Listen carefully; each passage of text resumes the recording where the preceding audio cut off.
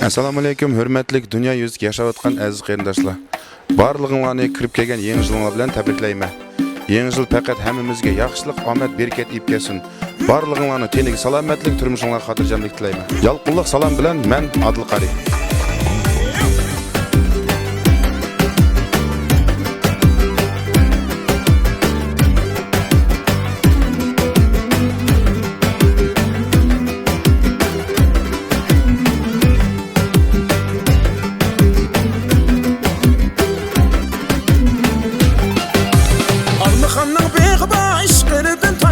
Almıxanның бегі baş qırıdın taşqırı Almıxanға səpsilіңlə oң məğzində məңləri Vay cünnüm Almıxan ey Vay qaysı bağının güllüsən ey Vay cünnüm Almıxan ey Vay qaysı bağının güllüsən ey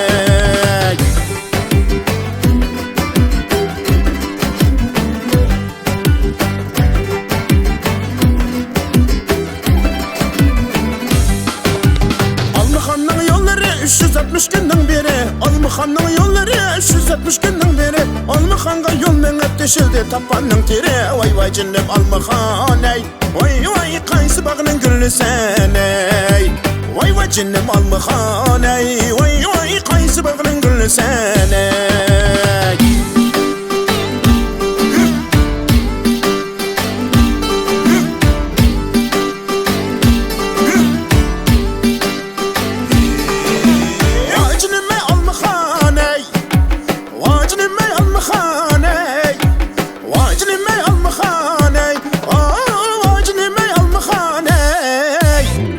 Cünnüm Almıxan ey Vay qaysı bağının güllüsən ey Vay cünnüm Almıxan ey Vay qaysı bağının güllüsən ey Cahanğa patmıgan səkə Qazanğa qandaq patqan sən Cahanğa patmıgan səkə Vay qazanğa qandaq patqan sən Qazanğa patsan patqan sən Tuvaqna qanda yapqan sən Qazanğa patsan patqan sən ey Tuvaqna qanda yapqan sən Leylim, leylim, leylim, leylim Yanın ismi xeyrul Leylim taşqan Aqıdı muңdaşqan Tikilib qaraşqan